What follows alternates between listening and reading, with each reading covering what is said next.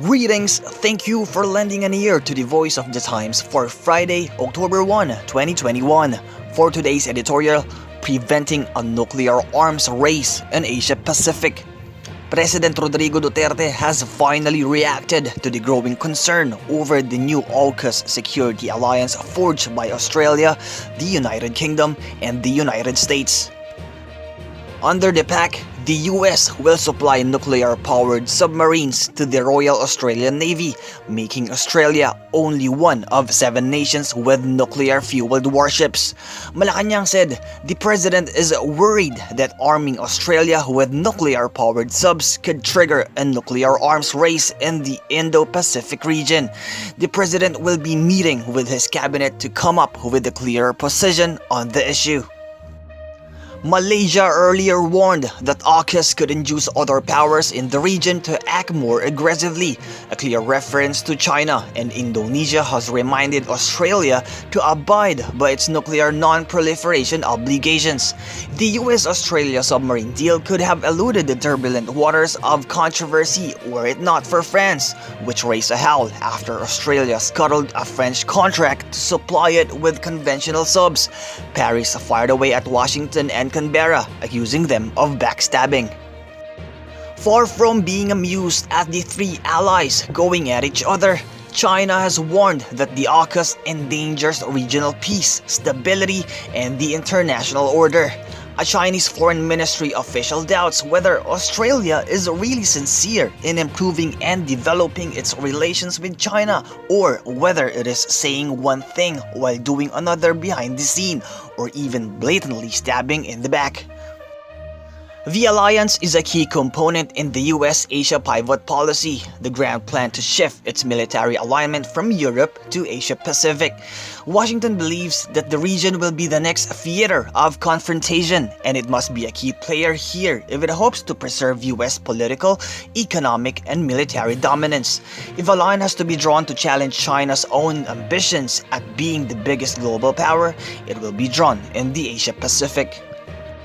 China will be a formidable rival in the region. It has the home court advantage, and its military buildup is at a frenzied pace. China has been building a capacity over the last 2 decades to deny the US significant freedom of action in the Western Pacific, notes Siddharth Kaushal, a research fellow at the Royal United Service Institute, Britain's top security think tank. China started with long-range anti-ship missiles, but now there is a growing naval capacity, and it has reached the point where the US is only viable because it has allies in the region, Kaushal said.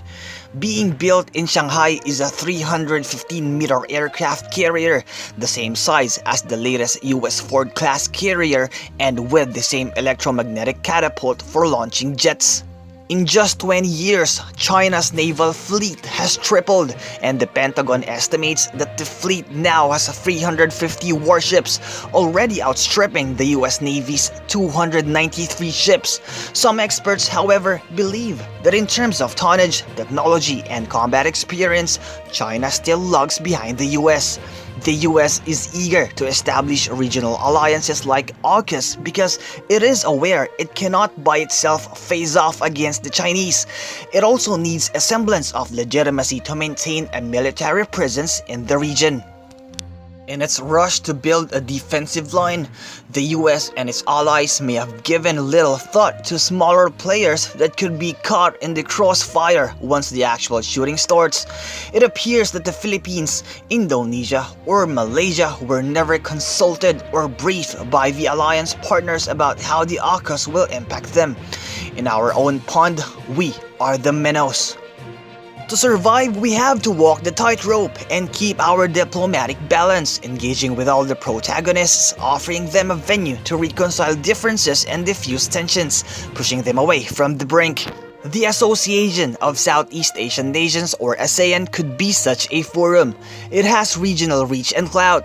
ASEAN could be the calming influence, the back channel for negotiations. But first, it must secure a guarantee not only from AUKUS but China as well that they will respect ASEAN as, in the words of Malaysian Prime Minister Ismail Sabri Yaqub, a zone of peace, freedom, and neutrality.